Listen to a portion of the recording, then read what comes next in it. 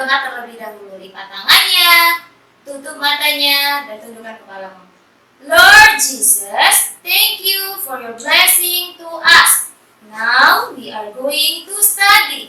Please help us to understand the lessons. In the name of Jesus Christ we pray. Amen. Oke, sekarang kita lanjutkan lagi ke pembelajaran kita selanjutnya, yaitu hari ini kita belajar di pembelajaran ketiga dan keempat. Kalian bisa ambil bukunya dan buka bukunya di halaman ke-11. Perhatikan di halaman 11. Di aktivitas 1 di situ ada syair lagu yang berjudul Burung Kutilang. Anak-anak pernah lihat nggak ini? Atau pernah dengar lagu ini? Nah, sekarang kita akan nyanyikan lagu tersebut sesuai dengan yang ada di depan ini. Kita ikutin sama-sama ya.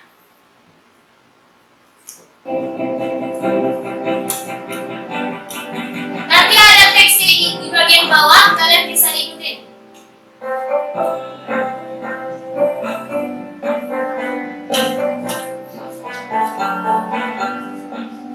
Di pucuk pohon cemara, burung kutilang berbunyi, bersiul-siul sepanjang hari, dengarkan jemu-jemu mengangguk-angguk sambil berseru lili-lili. Sekarang perhatikan di syair kedua. Barunya selalu terbuka, digeleng-gelengkan kepalanya, menentang langit biru. Tandanya suka ia berseru lili-lili. Sekali lagi ya.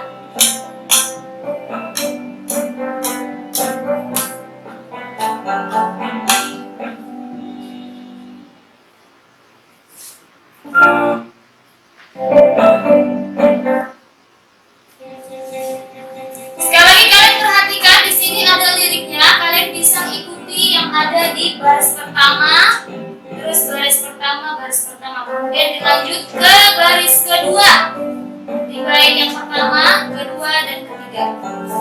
Kalian bisa buka bukunya ya. Pohon cemara, burung kutilang berbunyi, bersiul-siul sepanjang hari, dengarkan jemu-jemu mengangguk-angguk sambil berseru lili-lili. Baris kedua. Berlompat-lompatan, barunya selalu terbuka, digeleng-gelengkan kepalanya, menentang langit biru. Tandanya suka dia berseru lili-lili.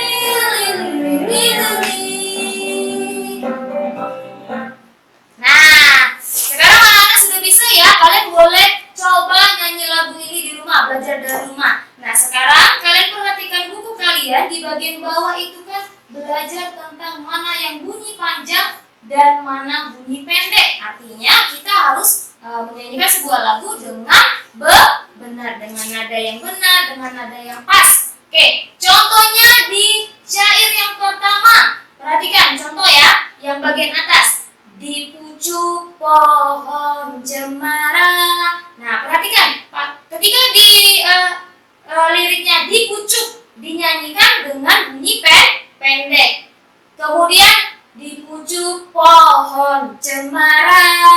Nah, pohonnya dinyanyikan dengan bunyi pendek. Sementara ketika dinyanyikan cemaranya dengan bunyi panjang. Jadi di pucuk pohon cemara. Beda kan? Ketika kalian nyanyikan di pucuk pohon sama cemara, beda kan? Nah, jadi kalian bisa tes atau latihan di rumah bagaimana cara menyanyikan burung kutilang tersebut dengan nada yang pas. Tentunya dengan hafalan juga yang pas. Oke, sekarang kita lanjutkan lagi. Nah, sekarang semuanya kemarin dan sekarang juga judul kita masih tentang manfaat tumbuhan bagi kehidupan manusia. Nah, tadi kita sudah nyanyikan lagu burung kutilang. Ada lirik di mana di pucuk pohon cemara ada burung kutilang yang artinya bahwa setiap hewan ataupun setiap makhluk hidup itu saling membutuhkan. Nah, kemarin kita belajar apa yang dibutuhkan? Yang kemarin kita belajar tentang tumbuhan. Ada pohon apel ya, ulat lewat dari bawah tanah, cacing lewat dari bawah tanah, terus si pohon apel merasa terganggu. Ingat gak kemarin cerita dongengnya?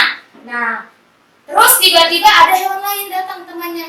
Dia meluruskan bahwa kenapa kita kan saling membutuhkan? Karena cacing mungkin mengganggu si pohon tersebut, tapi cacing tersebut tujuannya adalah untuk apa? Mencari makanan. Sementara seharusnya pohon apel tersebut beruntung karena apa? Dia membuat jalur atau ketika akar-akarnya itu berfungsi untuk saat dia ingin bernafas. Nah, berarti dalam hal tersebut bahwa setiap makhluk hidup itu saling membutuhkan. Oke, selanjutnya kita lanjutkan lagi di halaman 12.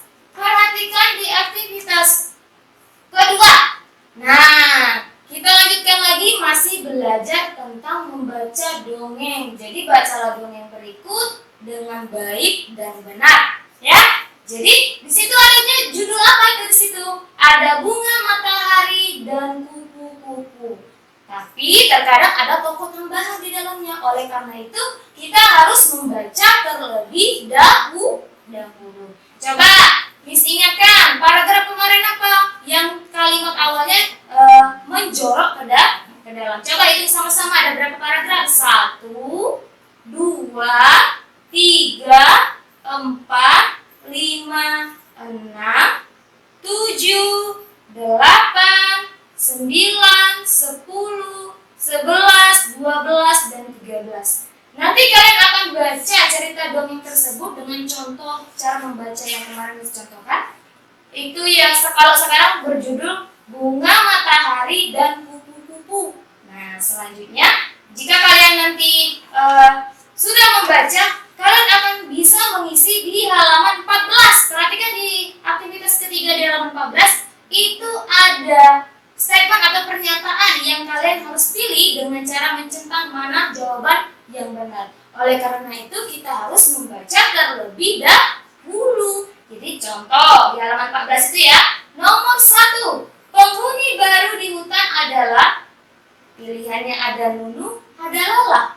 Bagaimana kita akan tahu jawabannya? Oleh karena itu kita harus membacanya terlebih dahulu. Coba kita baca di paragraf pertama. Kita lihat ya, ada nggak jawabannya ya? Bunga matahari dan kupu-kupu. Pada suatu hari di hutan, datang seekor penghuni baru. Dia adalah ulat bernama Nunu. Nunu sangat rakus memakan daun-daun, sehingga banyak pohon yang tak mau dia tinggali. Pohon-pohon di hutan banyak yang tidak suka, sehingga Nunu harus berpindah dari satu pohon ke pohon lain untuk mencari rumah. Di paragraf ke-1 sudah ketahuan belum jawabannya? Sudah. Ada Nunu atau Lala tadi? Pilihannya Nunu. Jadi jawabannya kalian berikan centang sini di bagian jawaban Nunu. Selanjutnya untuk nomor 2, 3, 4, dan 5 kalian cari jawabannya berdasarkan teks dongeng sebelumnya. Nah, sekarang itu kalian kerjakan bagian A ya, yang B tidak usah. Oke, sekarang kita lanjutkan di halaman 15. Perhatikan di aktivitas 5 kita belajar matematika sama seperti yang kemarin, yaitu penjumlahan dengan sifat pertukaran atau komutatif, ya. Nah, sekarang kalian perhatikan di buku kalian, di sana ada kotak-kotak banyak ya. Ada di barisan pertama, kedua, dan ketiga. Nah, jadi di sini kita disuruh memasangkan mana jawaban yang tepat dengan sifat pertukaran yang tepat. Jadi yang di sebelah kiri dan sebelah kanan ini merupakan sifat pertukaran. Jadi kalian cari hasil dari sifat pertukaran tersebut, maka kamu dapat menarik garis atau memasangkan mana jawaban yang tepat. Nah, sekarang caranya seperti ini. Kalian perhatikan soal nomor 1. Di situ ada contoh soal nomor 1. Nah, perhatikan. Nomor 1 soalnya adalah 200 ditambah 112. Ayo, 200 ditambah 112 adalah ya 312.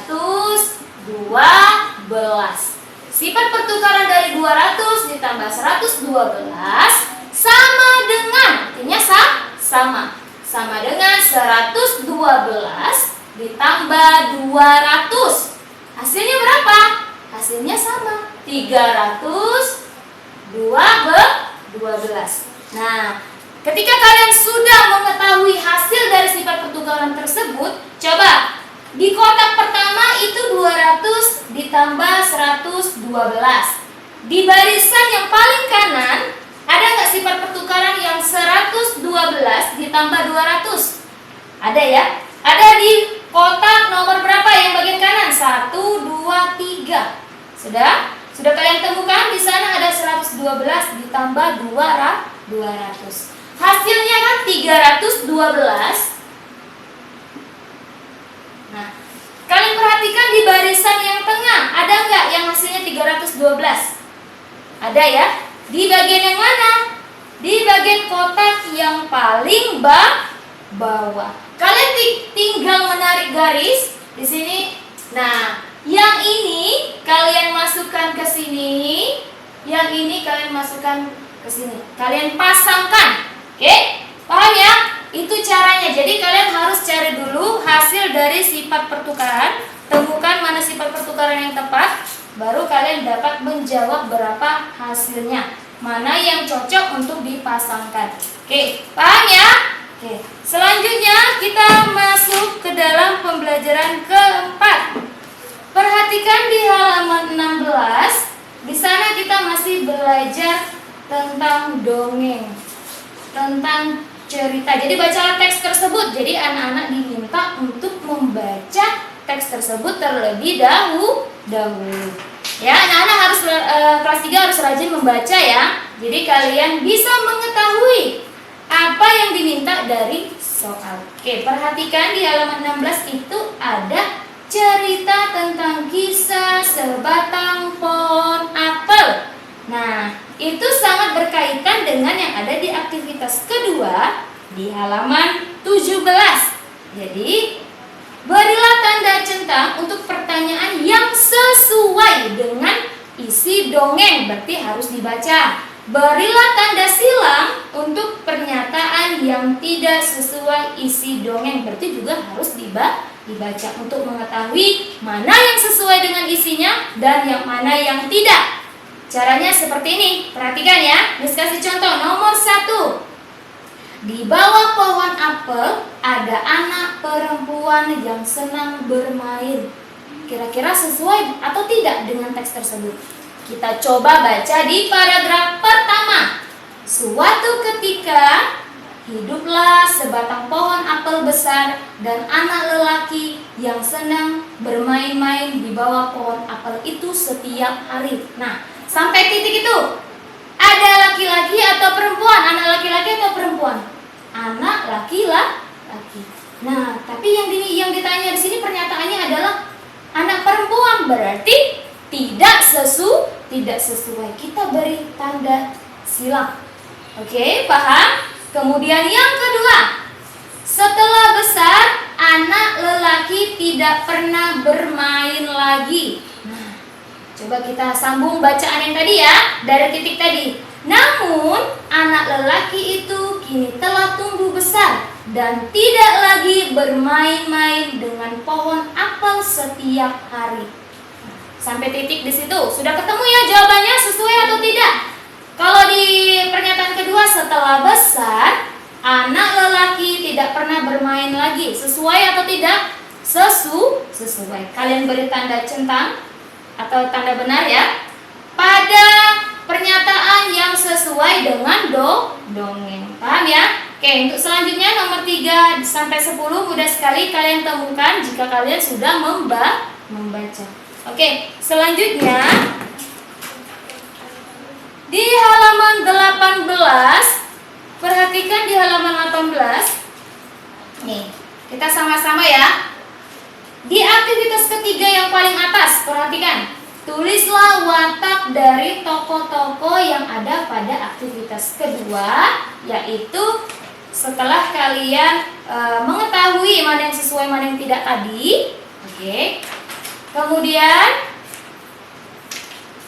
dan pesan moral pada dongeng tersebut. Nah, perhatikan ya. Jadi, yang di dalam kotak tersebut atau tabel tersebut ada watak tokoh pohon apel, watak tokoh anak lelaki, kemudian pesan moral.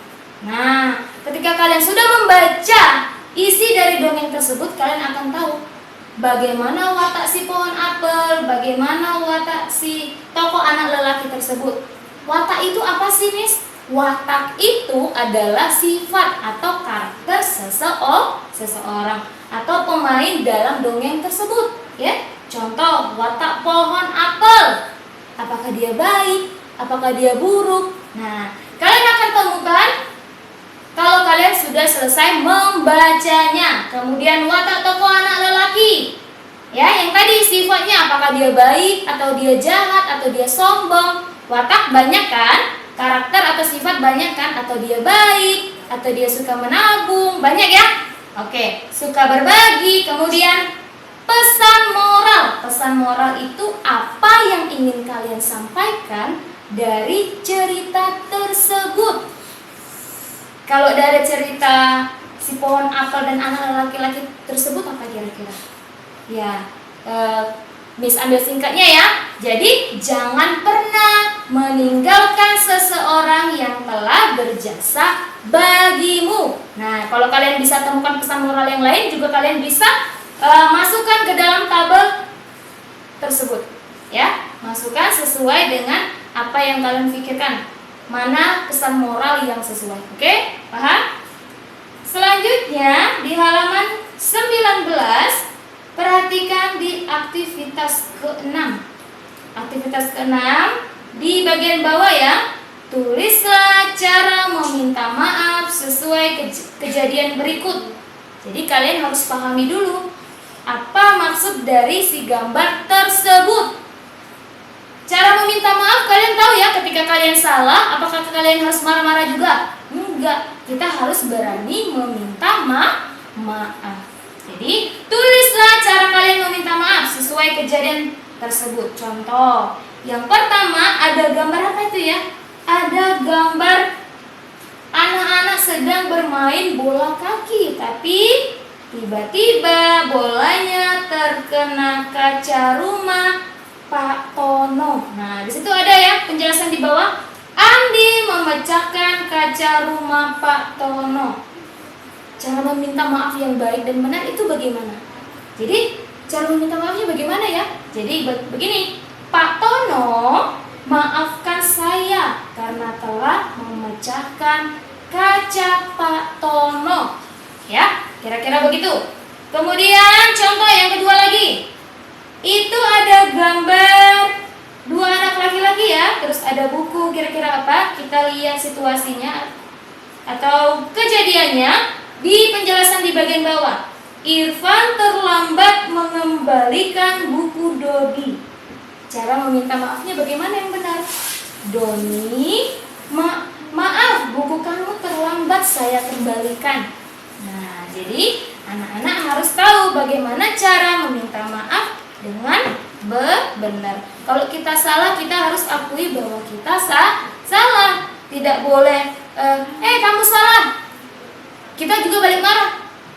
Kenapa emangnya? Nggak boleh. Kita harus tetap minta maaf. Oke. Jadi sampai sini pembelajaran kita hari ini. Jika kalian ada yang tidak paham, boleh langsung tanya ke Miss. Oke. Kita akhiri pembelajaran kita hari ini. Lipat tangannya, tutup matanya, dan ikutin ibu berdoa. Lord Jesus, thank you for your blessing to our activities today.